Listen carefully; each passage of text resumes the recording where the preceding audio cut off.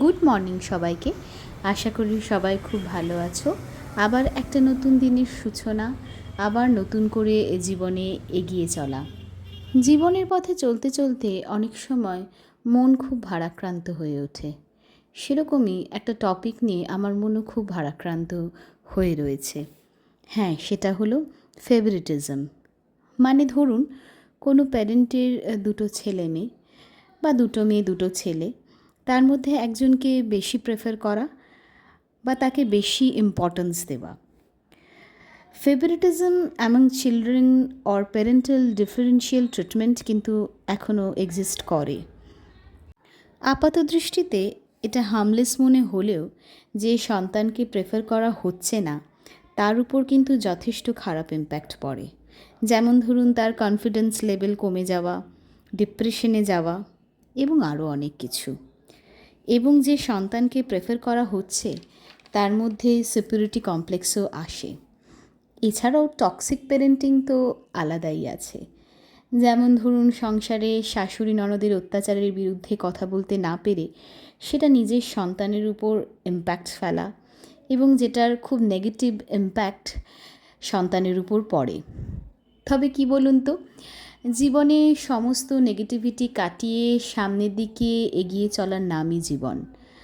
সেরকমই আমার জীবনেও যখন নেগেটিভিটি ভরে যায়, আমার মন যখন খুব ভারাক্রান্ত হয়ে যায়, তখন একটা শান্তির খোঁজে আমি যাই যিনি সবার মা, তার কাছে।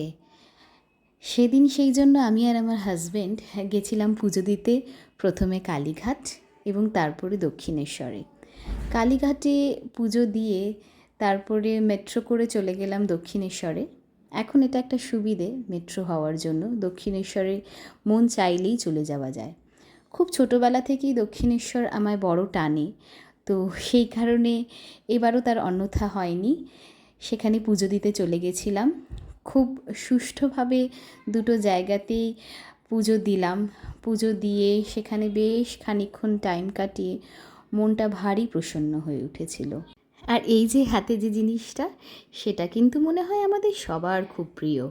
হ্যাঁ, প্যাড়া, পুজোর প্যাড়া। পুজো দেওয়ার পরেই যেহেতু সকাল থেকে কিছু খাওয়া দাওয়া হয়নি, সেই জন্য এই যে ভোজনালয়, যেটা দক্ষিণেশ্বরে এখন হয়েছে, বেশ কিছুদিন হলো হয়েছে, সেখানে চলে গেছিলাম। গিয়ে একটু খাওয়া দাওয়া করে নিয়েছিলাম। দই বড়া, তারপরে এটা ইডলি, তারপরে হাজব্যান্ড নিয়ে নিয়েছিল ছোলা বাটোরা, এগুলো অর্ডার করে নিয়েছিলাম। খাবার দাবারের কোয়ালিটি বেশ ভালো, টেস্ট বিশাল ভালো না হলেও তখন বেশ খিদে পেয়েছিল, সেই জন্য এই তিনটে অর্ডার করলাম, ব্যাস খেয়ে নিলাম। খেয়ে নিয়ে যখন বেরোলাম ভোজনালয় থেকে, ওখানে থেকে এই মন্দিরের দৃশ্যটা দেখে এত ভালো লাগলো। তারপরে এই মন্দিরের পেছনে যে অংশটা আছে সেখানে একটু ঘুরলাম। বেশ রোদ ছিল, সেই জন্য বেশি ঘোরা পসিবল হয়নি। ব্যাস এভাবেই সকালটা বেশ সুন্দর কেটে গেল আমাদের দুজনের। তোমরা ফেভারিটিজম নিয়ে তোমাদের কি মতামত সেটা জানিও। চলো, টাটা, আজকের মতো দেখা হচ্ছে পরের ভিডিওতে।